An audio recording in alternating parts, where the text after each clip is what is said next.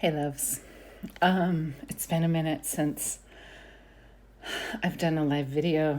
I wanted to sit down and talk a little bit about this new moon because for me, honestly, this one feels really deep, feels quiet, feels emotional, a little bit heavy. It doesn't feel like one of those bright, new beginnings, energized moons, although there does seem to be some undercurrents of new beginnings. Like I feel like something's going to start.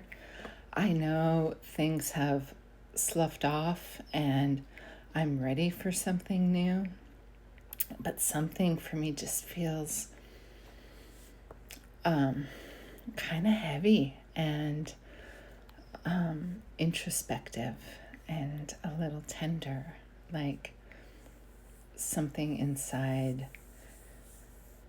is now starting to slow down enough to finally be felt, like actually felt. A lot of people right now are feeling tired, compressed, emotionally affected, maybe even questioning things they thought they were certain about. Like, I thought certain things in my life and now I'm a little bit disappointed and maybe even trying to shine a light into that area is requiring my patience, a lot of maturity, and deep, meaningful change. So, I don't know about for you, but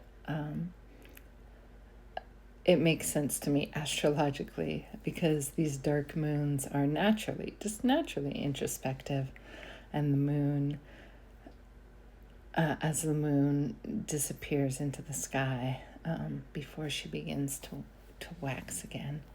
And so emotionally we're driven we feel a little more sensitive during the new moons. Before a new cycle starts, maybe a little more doubtful, a little more reflective, and sometimes even vulnerable. And right now, Mercury is combust, which means it's sitting too close to the sun.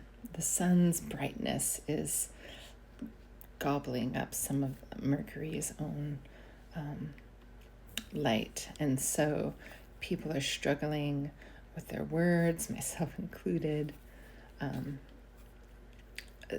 struggling with communication. It may feel a little strange. You might feel like you know something internally, but you can't quite articulate it yet. I know I'm feeling that in this moment as I'm making this video. So, this new moon is in Krittika Nakshatra, which is in the constellation of Taurus. And Krittika is such a powerful energy. It's connected to the Pleiades. It's actually the star cluster within Taurus, connected to the Pleiades. And it's ruled by Agni, the sacred fire. Not just a physical fire, but the fire of awareness, the fire of consciousness, the fire of our digestive process and how we digest physically manifests out in many different ways in our life. And Krittika is symbolized by a razor blade or a sacred knife. And honestly, I do feel like this new moon is like cutting away something, cutting through confusion, cutting through denial, cutting through old patterns, attachments, distractions, unhealthy dynamics, self-deception, or whatever's been lingering in the shadows.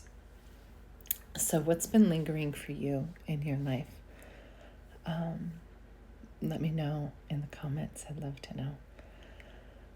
Because this is the moon where we suddenly can't unsee something anymore. And while that feels uncomfortable, it's also incredibly clarifying, incredibly purifying, because this moon is not here to punish us. It's just a refinement. And a lot of times when I do these, like, I think, oh, I'm talking about the same things, but energetically, we're always changing and always moving. And so these dynamics are always affecting us. And with this Krittika nakshatra, there's a very Kali-like quality to this moon.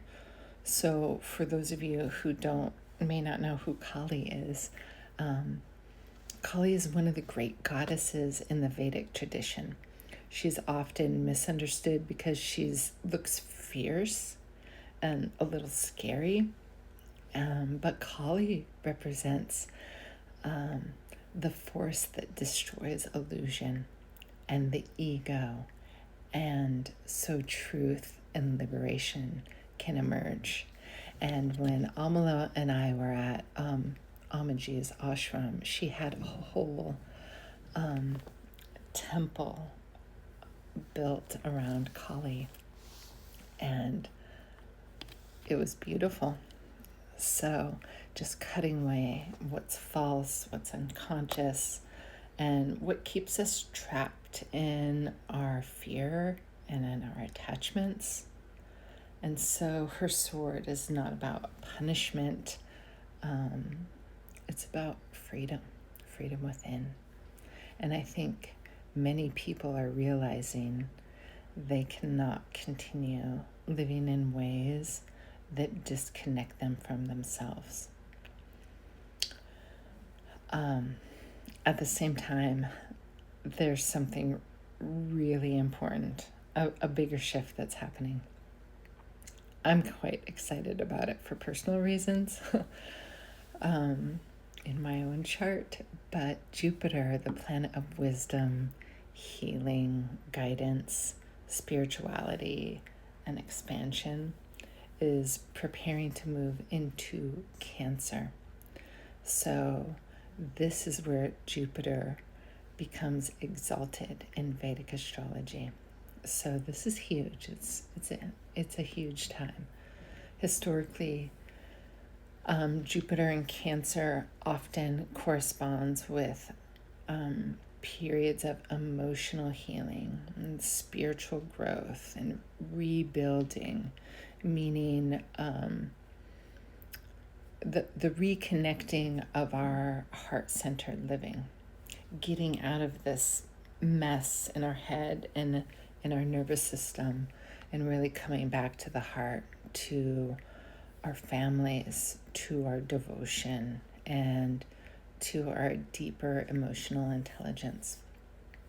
So even though this moon feels in a way is emotionally heavy or intense, I think actually it's initiating a deeply healing cycle.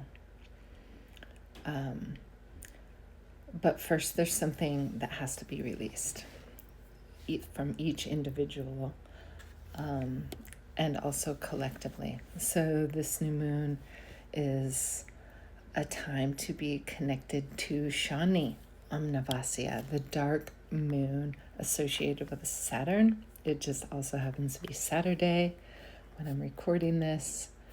And so Saturn gets a bad reputation, but Saturn's also about wisdom, truth, integrity, and maturity. Saturn slows us down enough so that we can see clearly. And especially for me personally,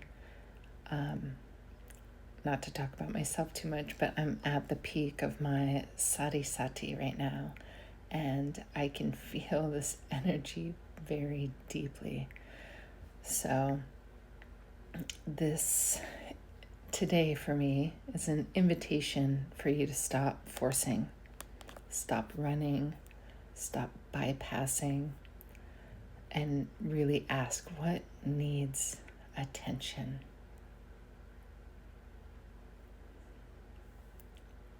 Where in my life do I need more presence, more honesty?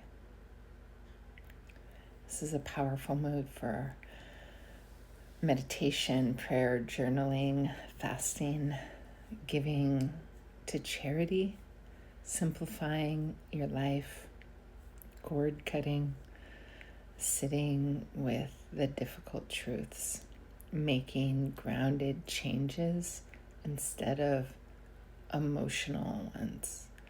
Emotions only last so long. They're short, they're temporary.